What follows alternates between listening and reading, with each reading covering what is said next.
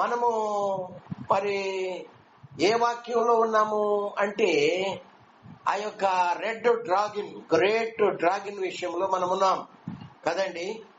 ఎర్రని మహాఘట సర్పాన్ని గూర్చి మనము ధ్యానిస్తూ ఉన్నాం. ఈ మహాఘట సర్పం గూర్చి కొన్ని విషయాలు మనం తెలుసుకుంటూ ఉన్నాం. కొన్ని వారాలుగా కొన్ని విషయాలు, ఇది సర్పజాతికి సంబంధించినటువంటి హైయెస్ట్ లెవెల్ మహాఘట సర్పము అని మనం చదువుకుంటూ ఉన్నాం. అయితే యోబు గ్రంథం 41వ అధ్యాయంలో దేవుడు దాని గుణాల గురించి వ్రాసాడు, ముందుగానే తెలియజేశాడు. ఆ మహాఘట సర్పం యొక్క గుణగణాలు ఎలాంటివో ఆ అధ్యాయం అంతట్లో కూడా పొందుపరచబడి ఉంది. సముద్రంలో ఉండే అతి పెద్ద చేప ఏదని చెప్పుకున్నాం గత వారం, చెప్పండి, బ్లూ వేల్ అని చెప్పుకున్నాం. దాని బరువు ఎంత ఉంటుంది అంటే 40 ఏనుగుల బరువు. జస్ట్ జ్ఞాపకం చేస్తున్నాను, వాక్యంలోకి మనం ముందుకు సాగిపోదాం.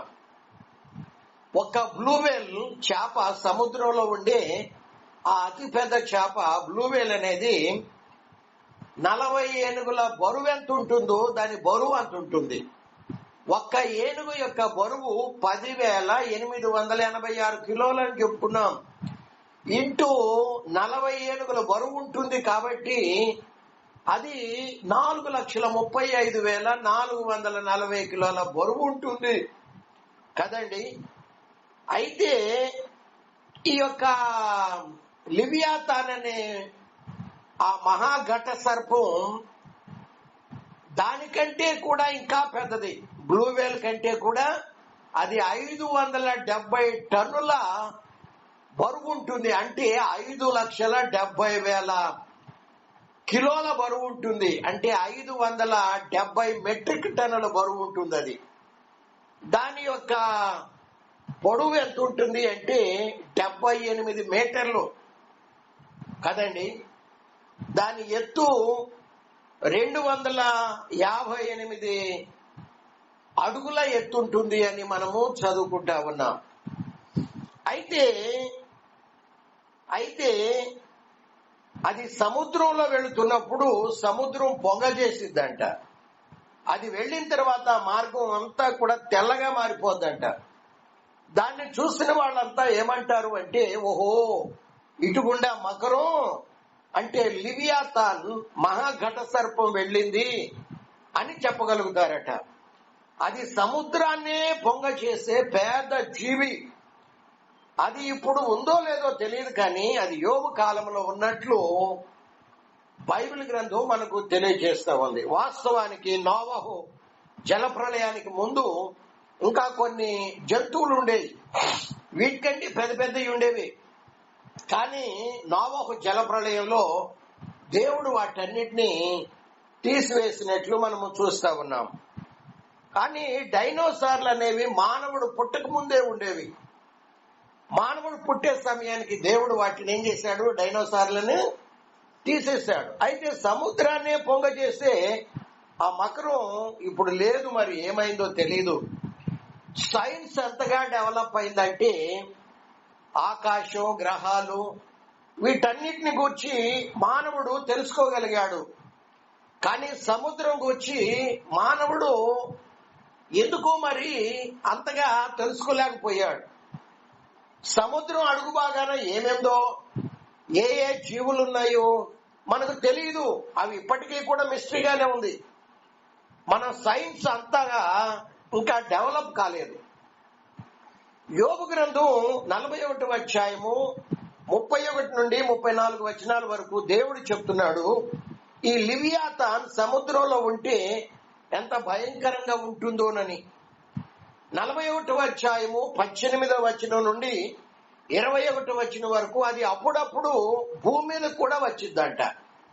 అది భూమి మీదకి వచ్చి తుమ్మితే వెలుగు ప్రకాశించింది. ఎందుకంటే దాని నోట్లో నుండి అగ్ని కణాలు బయటకు వస్తూ ఉంటాయి. అది నిప్పు కణ వలె ఉంటుందన్నమాట. దాని కళ్ళు అగ్ని వల్లే బగబగా మండుతున్నట్లు ఉంటుంది కదండి. దాన్ని చూస్తే మనుషుల గుండెలు అవిసిపోతాయట. యోబు గ్రంథం 41వ అధ్యాయం ఒకసారి చూద్దాం. 9-10 వచనాలు మనము చదువుకుంటే, యోబు గ్రంథము 41వ అధ్యాయము 9-10 వచనాలు మనము చదువుకుంటే కదండి, అక్కడ మనుషులు గుండెలు, దాన్ని గనక చూస్తేనే మనుషులు గుండెలు అవిసిపోతాయని వ్రాయబడి ఉంది. దాన్ని చూచినప్పుడు యోబు గ్రంథం 41:9-10లో దాన్ని చూచినప్పుడు, దేన్ని? లివియాతాన్ని, అంటే మహాగణ సర్పాన్ని. దాన్ని చూచినప్పుడు మనుషులు దాన్ని వశపరుచుకుందుమన్న ఆశ విడుస్తారట. దాని పొడ చూచిన మాత్రం, పొడ అంటే షాడో, నీడ, దాన్ని చూస్తే కాదండి, దాని నీడ చూస్తేనే ఎవరికైనా గుండెలు అవిసిపోతాయట. దాన్ని రేపుటికైనను తెగింపగల శూరుడు ఎవడు కూడా లేడు అని బైబిల్ గ్రంథం తెలియజేస్తా ఉన్నట్లు మనము చూస్తా ఉన్నాం. అయితే యాకోబు తన పత్రిక 3వ అధ్యాయం 7వ వచనములో ఏం చెప్తాడంటే, మృగాలు కానీ, పక్షులు కావచ్చు, సముద్రంలో ఉండే జలచరాలు కావచ్చు, దేన్నైనా సాధు చేయొచ్చంట. దేన్నైనా సాధు చేయొచ్చు, కానీ ఈ లివియాతాన్ని, ఈ మకరాన్ని, ఈ ఘట సర్పాన్ని ఏ మానవుడైనా వశపరుచుకోవాలంటే వాని గుండె ఆగిపోద్ది అని మాట్లాడుతున్నాడు. దేవుని పిల్లలారా, ఇదంతా ఎందుకు తెలియజేస్తున్నాను అంటే, యోహాను అంటున్నాడు, ప్రకటన గ్రంథం 12వ అధ్యాయం 3వ వచనములో యోహాను అంటున్నాడు, ఏమని అంటున్నాడు? అది ఒక డ్రాగన్, అది ఒక డ్రాగన్, ఎర్రని మహాఘట సర్పం అని తెలియజేస్తా ఉన్నాడు. యోబు గ్రంథంలో 41వ అధ్యాయంలో వ్రాయబడిన ఈ లివియాతాన్ అంటే ఈ మకరం ఏదైతే ఉందో అదే ప్రకటన గ్రంథము 12వ అధ్యాయం 3వ వచనములో వ్రాయబడి ఉన్నటువంటి మహాఘట సర్పం. అర్థమవుతుందండి? యోబు గ్రంథం 41వ అధ్యాయంలో ఈ ఏ లివియాతాన్ అయితే ఏదైతే మనకు కనబడుతుందో అదే ప్రకటన గ్రంథం 12వ అధ్యాయం 3వ వచనములో మనకు కనబడుతున్నటువంటి మహాఘట సర్పం. ఇది భూమి మీద, ఇది సముద్రంలో గర్వించిన ప్రతి జీవికి ఈ లివియాతాన్ లేక రెడ్ డ్రాగన్ అనేది రాజు అని బైబిల్లో వ్రాయబడి ఉంది. మనం యోబు గ్రంథం 41వ అధ్యాయంలో చదువుకున్నాము. ఏమని చదువుకున్నాము? ఇది భూమి మీద జీవించే ప్రతి జంతువుల్లోనూ, అలాగే సముద్రంలో జీవించే గర్వించిన ప్రతి జీవికి ఈ లివియాతాన్ లేక డ్రాగన్ అనేది రాజు అని బైబిల్ గ్రంథం తెలియజేస్తుంది. ఇది సృష్టించబడినటువంటి ప్రతి జీవిలో అతి భయంకరమైనటువంటి జీవి అని బైబిల్ గ్రంథం తెలియజేస్తూ ఉన్నట్లు మనము చూస్తూ ఉంటున్నాం. ఇది ఆదికాండం 3వ అధ్యాయములో సర్పంగా ఉంది, కానీ ప్రకటన గ్రంథం 12వ అధ్యాయంలోకి వచ్చేసరికి అది ఎలా మారిపోయిందండి? మహాఘట సర్పంగా మారిపోయినట్లు మనము చూస్తున్నాం. ఆదికాండం 3వ అధ్యాయంలో ఆదామవ్వల కాలంలో అది మామూలు సర్పంగానే ఉంది. ఆ సర్పాన్ని ఎవరైనా చంపగలుగుతారు, కానీ అది రాను రాను రాను రాను రాను రాను రాను రాను అది దాని శక్తి సామర్థ్యాలు ఎంతవరకు పెంచుకుంటూ పోయింది అంటే మహాఘట సర్పం వరకు అది పెంచుకుంటూ పోయింది. దీని రూపాన్ని సాతాను ఎందుకు తీసుకున్నాడు కదండి? గతంలోనేమో మామూలు సర్పరూపాన్ని వాడు తీసుకున్నాడు సాతాను. సర్పరూపంలో వచ్చి హలో అవమా, బాగున్నావా అని సంభాషించి మాట్లాడుతూ ఉండేది. కానీ సర్పరూపము నుండి మహాఘట సర్పానికి ఎందుకు మారాడు వాడు అని అంటే, దేవుడు దాన్ని శపిస్తూ అన్నాడు. ఆదికాండం 3వ అధ్యాయం 15వ వచనంలో, మానవుడు నీ తలను చితగొడతాడు. వాడు సాతాను అనేవాడు తెలివి తక్కువవాడు. బైబిల్ చెప్తుంది వాడు యుక్తి కలిగిన వాడు, వాడు తెలివి గలవాడు అని బైబిల్ చెప్తుంది. కానీ నేనంటాను వాడంత బుద్ధిహీనుడు లేడు కదా. దేవుడు నీ తలను చితగొడతాడు అంటే, అమ్మో నేను మామూలు సర్పంగా పాముగా ఉంటే మానవుడు చితగొడతాడేమో, కాబట్టి ఈ లివియాతాన్ రూపాన్ని నేను ధరించుకుంటే లివియాతాన్ మహాఘట సర్పాన్ని ఏ మానవుడు కూడా చంపలేడు అని వాడు అనుకున్నాడు. కానీ గత వారం దేవుడు మనతో మాట్లాడిన రీతిగా సంఘము చేత మానవుడు చంపలేకపోవచ్చేమో, మానవుడు దాని తలను చితగొట్టలేకపోవచ్చేమో, చితగొట్టలేడు అని కూడా యోబు గ్రంథం 41వ అధ్యాయం 9-10 వచనాలు మనం చదువుకున్నాం. దాని షాడో చూస్తేనే మానవుడికి వణుకు పుట్టిందట కదండి. కాబట్టి అది నిజమే. కానీ దేవుని ప్రామిస్ మనకు ఒకటి ఉంది, దాని తలను సంఘం చేత దేవుడు చితగొట్టించబోతూ ఉన్నాడు. దేవునికి మహిమ కలుగునుగాక. దేవునికి స్తోత్రాలు. యోబు గ్రంథం 41వ అధ్యాయము 26-29 వచనాల వరకు ఈ మాటలు ఏం చెప్తున్నాయో చూద్దాం. యోబు గ్రంథము 41వ అధ్యాయము 26-29 వచనాల వరకు మనము చదువుకుంటే, దాన్ని చంపుటకై, దేన్ని చంపడానికి? లివియాతాన్ని, ఈ జంతువును, ఈ మహాఘట సర్పాన్ని చంపుటకై ఒకడు ఖడ్గము దూయుట అంటే దీని ఈ మాటలు మనకేం తెలియజేస్తున్నాయి? మానవుడు దాన్ని చంపలేడు, చంపజాలడు, చంపబోడు కదండి. అంత పవరు మానవుడికి లేదు. దాన్ని చంపుటకై ఒకడు ఖడ్గము దూయుట వ్యర్థమే. ఈటెలైనను బాణములైనను పంటకోలలైనను అక్కరకు రావు. ఇది ఇనుమును ఎలా చూస్తుందట? గడ్డిపోచ. ఇత్తడిని పుచ్చిపోయిన కర్రగా ఎంచుతుందంట. బాణము దాన్ని పారద్రోల జాలదు. వడిసెల రాళ్లు దాని దృష్టికి చెత్తవలే ఉంది.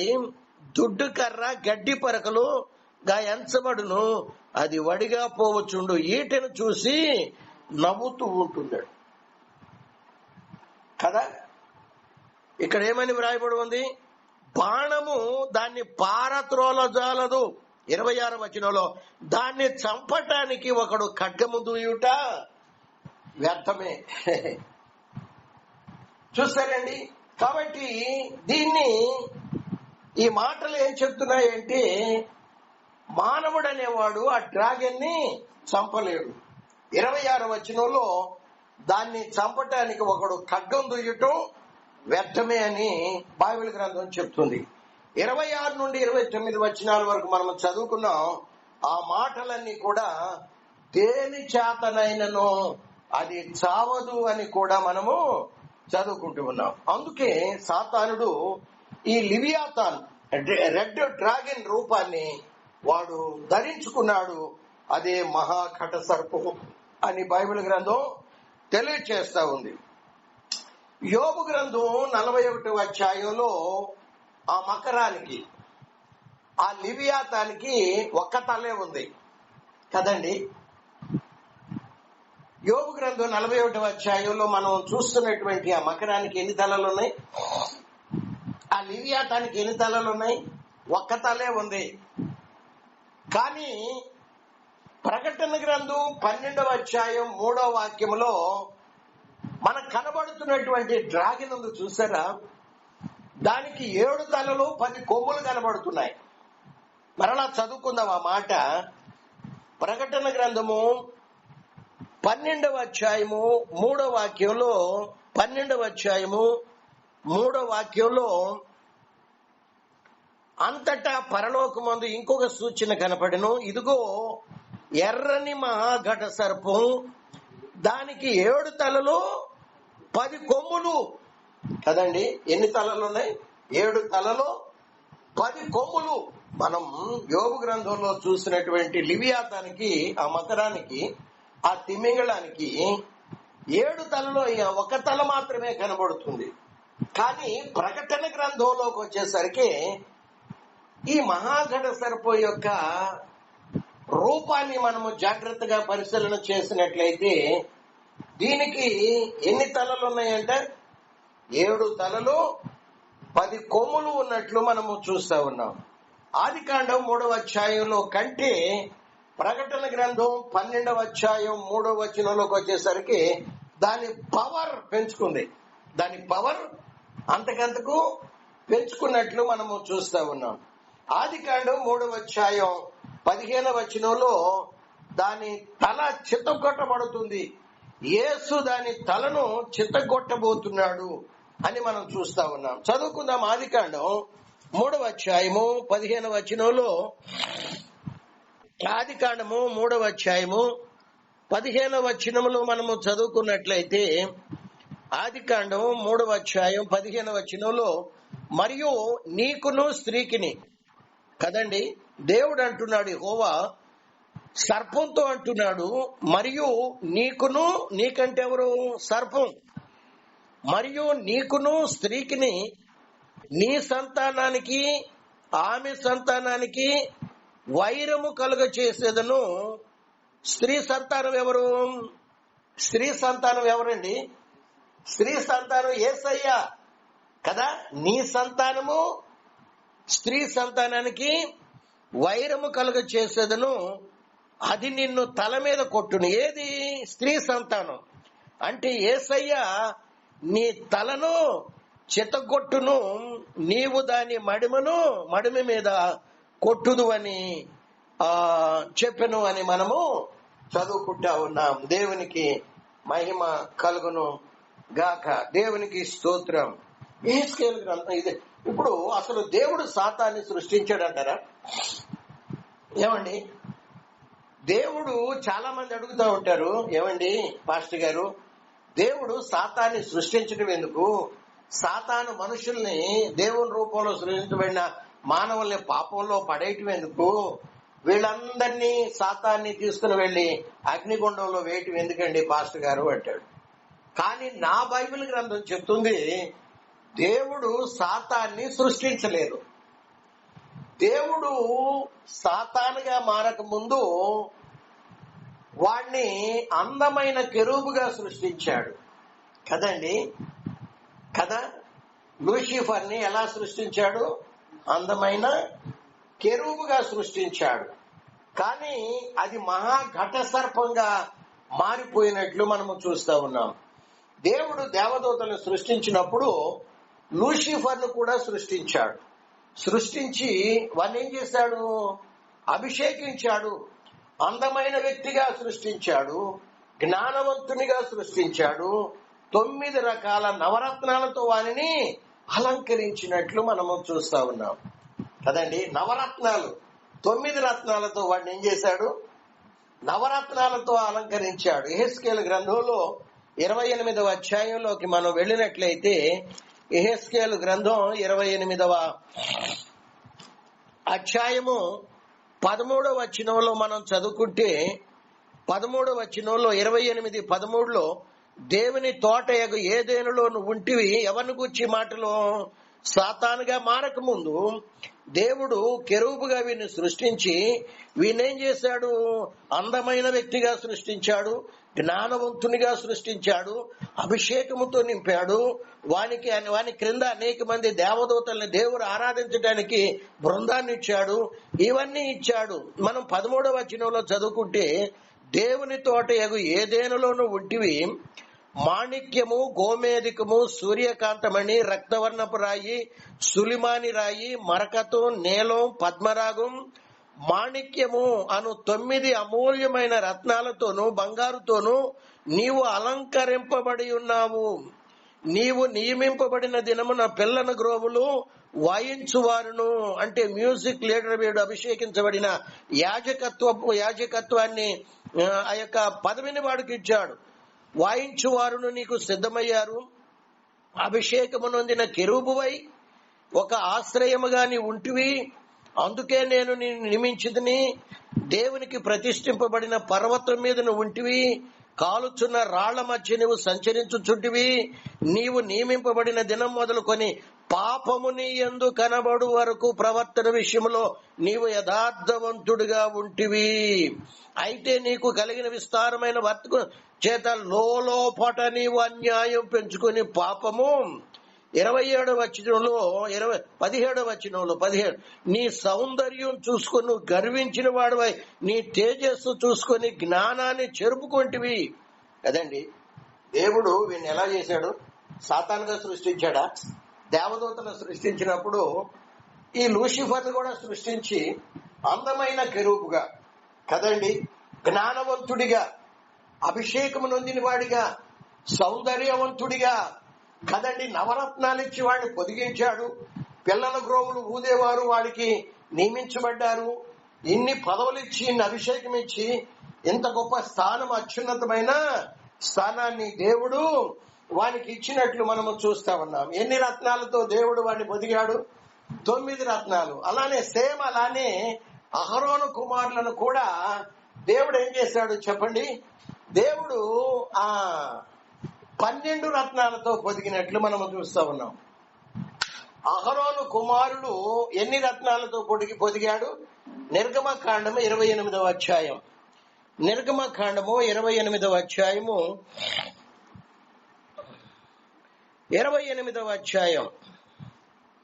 నిర్గమకాండము 28వ అధ్యాయములో మనము చదువుకున్నట్లయితే మొదటి 2 వచనాలు అలానే 17 నుండి 20 వచనాలు. మొదటి 2 వచనాలు 17 నుండి 20 వచనాలు. మరియు నాకు యాజకత్వము చేటికై నీ సహోదరుడైన అహరోను అతని కుమారులను అనగా అహరోను కుమారులైన నాదాబును, అబీహును, ఎలియాజరును, ఈతామారును ఇశ్రాయేలీలో నుండి నీ యొద్దకు పిలిపించు.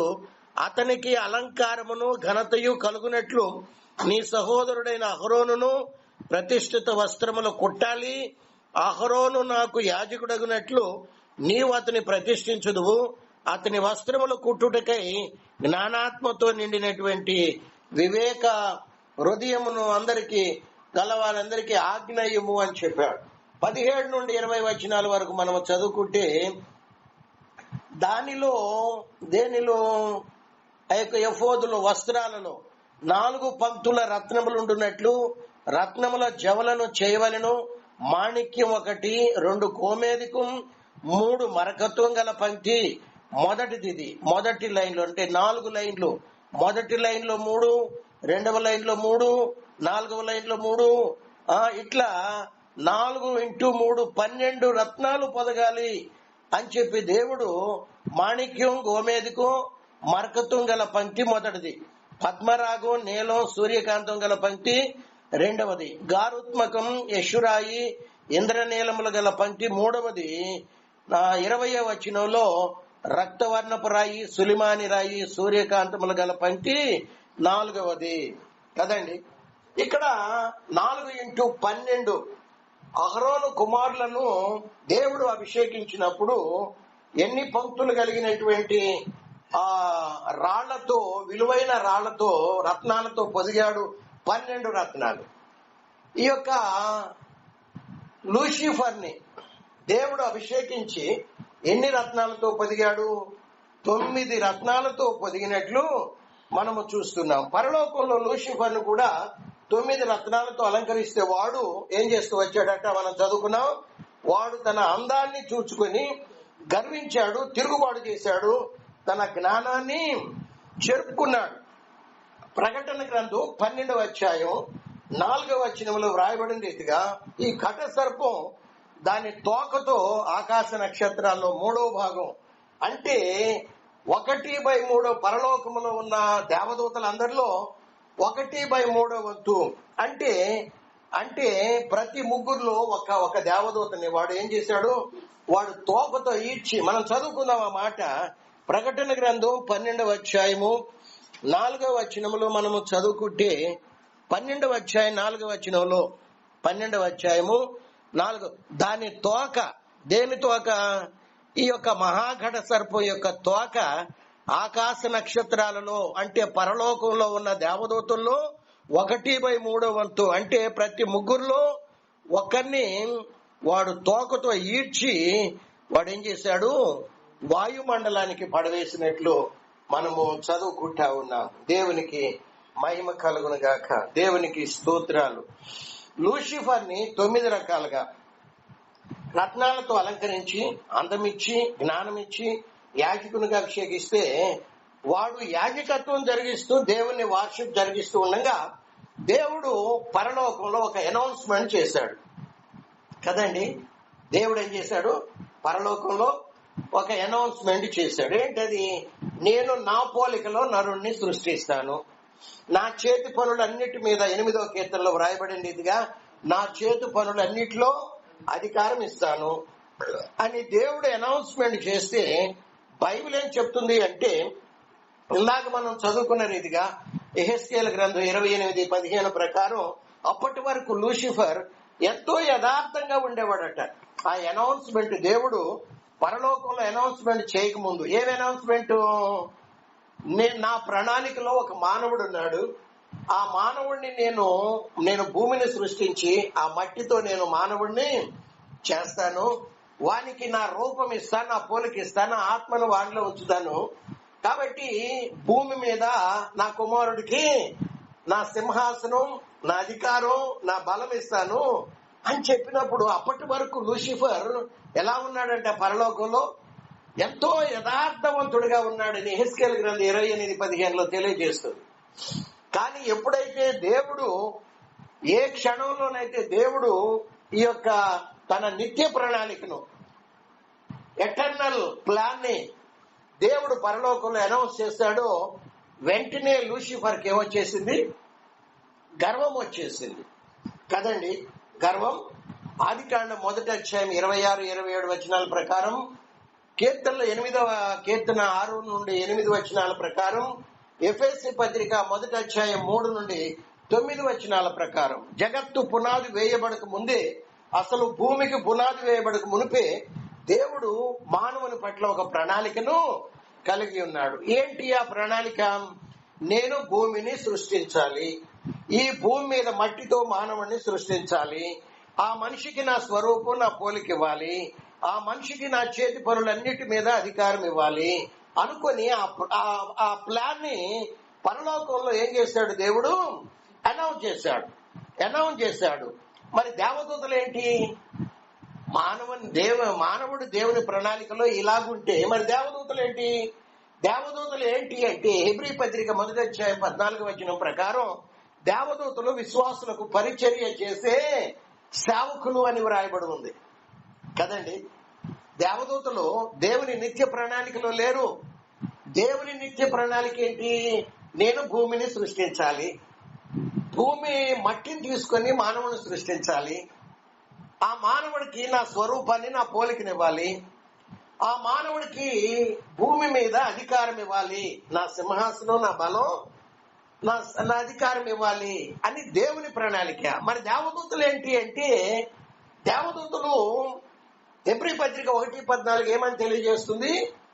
దేవదూతలు చెప్పండి ఏంటంటే, దేవదూతలు మానవుడికి సేవ చేసే సేవకులు అనే మాట వ్రాయబడి ఉంది. దేవుడు తన ప్లాన్ ని అనౌన్స్ చేసినప్పుడు లూసిఫర్ హట్ అయ్యాడు అనమాట కదండి. వాడి మనస్సు చివుకుమంది, వాడు హట్ అయిపోయాడు. పరలోకంలో ఉన్న దేవదూతలతో కుమ్మక్కై, నేను ఒక రాజ్యాన్ని సృష్టిస్తాను, మిమ్మల్ని దేవతలుగా చేస్తానని చెప్తే ప్రతి 3 దేవదూతల్లో ఒక దేవదూత సాతాను మాట, అంటే 1/3 వంతు దేవదూతలు సాతాను మాట విన్నారు. చివరికి వాళ్ళందరినీ దేవుడు ఏం చేశాడు? ఆ లూసిఫర్ తో పాటు, ఇప్పుడు వాడి పేరు లూసిఫర్ కాదు, లూసిఫర్ అంటే అందమైన వాడు అని అర్థం. ఇప్పుడు వాడి పేరేంటి? సాతాను. సాతాను 1/3 వంతు దేవదూతల్ని దేవుని మీద తిరుగుబాటు చేయించినప్పుడు సాతానుతో పాటు 1/3 వంతు దేవదూతల్ని దేవుడు ఏం చేశాడు? వాయుమండలానికి పడత్రోశాడు. ఆకాశ నక్షత్రాలను, అంటే పరలోకంలో ఉన్న దేవదూతల్లో 3వ భాగాన్ని వాడు తోకతో ఈడ్చివేశాడని ఇందాక మనం ప్రకటన 12:4 మనం చదువుకున్నాం. దేవునికి మహిమ కలుగును గాక. సాతాను ద్వారా మొట్టమొదటిగా మోసపోయిన వాళ్ళు ఎవరైనా ఉన్నారు అంటే పరలోకములో ఉన్నటువంటి 1/3 దేవదూతలే అని మనము చదువుకుంటా ఉన్నాం. దేవునికి స్తోత్రం. పరలోకంలో ఉన్న 3/3 దేవదూతలే. సాతాను దూతలతో నేను మానవుణ్ణి నాశనం చేస్తాను. వాడెంత బుద్ధిహీనుడో చూడండి, వాడెంత తెలివి తక్కువడో చూడండి. వాడేమంటున్నాడు 1/3 దేవదూతలతో అంటే, నేను మిమ్మల్ని దేవతలుగా చేస్తాను కదా, నేను మిమ్మల్ని ఫస్ట్ ఆఫ్ ఆల్ దేవతలుగా చేస్తాను, రెండవదిగా నేనేం చేస్తాను, మానవుణ్ణి నాశనం చేస్తాను అంటాడు కదండి. మానవుణ్ణి నాశనం చేస్తే ఆ దేవతలు వచ్చి ఎవరి చేత కొలవబడతారు? మానవుణ్ణి నువ్వు నాశనం చేస్తే ఆ దేవతలు వాళ్ళని కొలవాలంటే మోసపుచ్చి మానవులు ఉండాలి కదా. కాబట్టి వాడు బుద్ధిహీనుడు. బైబిల్లో గతంలో మనం వాడిని గురించి చదువుకున్నాం. వాడు యుక్తిపరుడు కదండి. మనం ఆదికాండం 3వ అధ్యాయం 1వ వచనంలో చదువుకున్నాం. అలాగే 2వ కొరింథీ పత్రిక 11వ అధ్యాయం 3వ వచనంలో కూడా చదువుకున్నాం. ఇంకొక చోట కూడా మనం చదువుకున్నాం కదా. మీరు పాముల వల్లే, మత్తయి సువార్త అనుకుంటాను 10వ అధ్యాయం ఏమో అనుకుంటాను, 16వ వచనంలో మీరు పాముల వల్లే ఎలా ఉండాలంటాడు, వివేకులై ఉండాలి. వాడు యుక్తి గలవాడు, వాడు వివేకం కలిగిన వాడని బైబిల్ గ్రంథం చెప్తుంది. కానీ నేనంటాను వాడంత బుద్ధిహీనుడు అవడు కూడా లేడు అంటాను. దేవునికి మహిమ కలుగును గాక. కాబట్టి వాడి మాటలు విని 1/3 దేవదూతలు నమ్మి మోసపోయినట్లు మనం చూస్తున్నాం. సాతాను అంతం సాతానుకు తెలుసండి. సాతాను ఏంటంటో వాడికి ఎప్పుడు తెలుస్తుంది? ఏదో ఒక రోజున అంతం ఉంది అని తెలుసు. గాని వాడికి పర్టికులర్ గా ఎప్పుడు తెలిసింది చెప్పండి? పర్టికులర్ గా మిఖాయేలు వాళ్ళ సైన్యం కదా, వాయుమండలంలో ఉన్నటువంటి సాతాను అంధకార శక్తులతో యుద్ధం చేసి వాళ్ళని భూమి మీద టమ్మని పడేసినప్పుడు వాడికి అప్పుడు తెలిసింది, నా కాలం ఇంకా 3.5 సంవత్సరాలే. 3.5 సంవత్సరాల తర్వాత ఒక సామాన్యమైన దేవదూత వచ్చి పెద్ద సంఖ్యలో పట్టుకుని వచ్చి వాడిని అగాధములో అంటే జైల్లో అరెస్ట్ వారెంట్ తెచ్చి జైల్లో పెట్టేస్తాడని, 1000 సంవత్సరాల తర్వాత దేవుడు మరలా వాడికి తీర్పు తీర్చి నిత్యమైన నరకంలో అగ్నిగుండంలో వేస్తాడని వాడి అంతం వాడికి అప్పుడు అసలు తెలిసింది. ఇప్పుడు తెలుసు కానీ అసలు అనేది ఎప్పుడు తెలిసింది? భూమి మీద పడవేసిన వెంటనే లెక్కలో రోజులు లెక్క పెట్టుకుంటా ఉంటాడు. దేవునికి మహిమ కలుగును గాక. కాబట్టి వాడి అంతం వాడికే కాదు, మనకు కూడా తెలుసు. సంఘానికి కూడా వాడి అంతం మనకు కూడా తెలుసు కదండి. ఒక వాక్యాన్ని చదువుకుందాం. రోమీలకు రాసిన పత్రిక 16వ అధ్యాయం. రోమీలకు రాసిన పత్రిక 16వ అధ్యాయము 20వ వచనంలో మనం చదువుకుంటే, 20వ వచనంలో సమాధానకర్తయగు దేవుడు సాతానును మీ కాళ్ల క్రింద శీఘ్రంగా చితకతొక్కించబోతున్నాడని ఉంది కదా. సమాధానకర్త అయిన దేవుడు సాతానును ఎవరి కాళ్ళతో చితకతొక్కించబోతున్నాడు? శీఘ్రంగా. మీ కాళ్ళు అంటే ఎవరి కాళ్ళది? సంఘం కాళ్ళు. గత వారం మనం చెప్పుకున్నాక కదండి, ఇందాక ఆదికాండం 3:15లో ప్రవచనం ఉంది. ఆ ప్రవచనం నెరవేర్పు యేసుక్రీస్తు వాడి తలను చితగొట్టబోతున్నాడు. అంటే స్త్రీ సంతానం చేత. అంటే ఎవరో? యేసుక్రీస్తు. యేసుక్రీస్తు పాదాలు ప్లస్ సంఘం పాదాలు. ఇక్కడ మనకు ప్రవచనం ఉంది. ఈ ప్రవచనం నెరవేరలేదు ఇంతవరకు. అతి త్వరలోనే ఇదిగో యేసుక్రీస్తు పాదాలు సంఘం పాదాలు కలిసి వాడి తలను శీఘ్రంగా దేవుడు చితకదొక్కించబోతున్నాడని మనము చదువుకుంటా ఉన్నాం. దేవునికి మహిమ కలుగును గాక. వాని తలను మనం చేయబోతున్నాం, శీఘ్రంగా చితకదొక్కించబోతున్నాం. దానికి 7 తలలు ఉండొచ్చు గాక, 10 కొమ్ములు ఉండొచ్చు గాక, దాన్ని చూస్తే మానవుడు భయపడుతూ ఉండొచ్చు గాక. దాన్ని చంపటానికి ఏ ఆయుధము లేకపోయి ఉండొచ్చుగాక, కానీ మనకు ఒక ఆయన ఉన్నాడు. ఆయనే ప్రభు అయిన యేసుక్రీస్తు. యేసు ప్రభు మనల్ని దగ్గరుండి మన చేత సాతాను తలను చితగొట్టించబోతున్నాడు. యేసయ్య పాదం మన పాదం, దానిని చితగొట్టబోతుంది. మనం ఆ గుంపులో ఉండాలని దేవుడు కోరుతూ ఉన్నాడు. 2 రిఫరెన్స్లు ఖాళీ చూపించి టైం అయిపోయింది గనక నేను ముగిస్తాను. యెషయా గ్రంథం 27వ అధ్యాయం. యెషయా గ్రంథము 27వ అధ్యాయం మొదటి వాక్యం. యెషయా గ్రంథము 27వ అధ్యాయం మొదటి వాక్యము, అలాగే కీర్తనలు 74:14 ఈ 2 మనం చదువుకొని ముగించుకుందాం. 27:1 యెషయా గ్రంథంలో, ఆ దినమున యెహోవా గట్టిదై, మహాఘట సర్పం ఎలాంటిదట, లివియాతన్ ఎలాంటిది ఘట సర్పం. ఆ దినమున యెహోవా గట్టిదై గొప్పదై బలమైన తన ఖడ్గం పట్టుకును, తీవ్ర సర్పమైన మకరాన్ని, వంకర సర్పమైన మకరాన్ని ఆయన దండించును. సముద్రం మీద ఉన్న మకరమును ఏం చేయబోతున్నాడు? ఆయన సంహరించబోతున్నాడు. త్వరగా 74వ కీర్తన 4వ వచనం. సమయం మించిపోయింది. 74వ కీర్తన 4వ వచనం మనము చదువుకొని ముందుకు సాగిపోదాం, ప్రార్థనలోకి సాగుదాం. 74వ కీర్తన 74వ కీర్తన దేవుని పిల్లలారా, మనము 14వ వచనం చదువుకుంటే, మకరం యొక్క శిరస్సును, అంటే మహాఘట సర్పం యొక్క శిరస్సును నీవు ముక్కలుగా కొట్టితివి, అరణ్యవాసులకు దానిని ఆహారముగా ఇచ్చితివి. తలలు వంచుదాం, ప్రార్థన చేద్దాం. దేవుని సన్నిధిలో మనల్ని మనం సమర్పించుకొని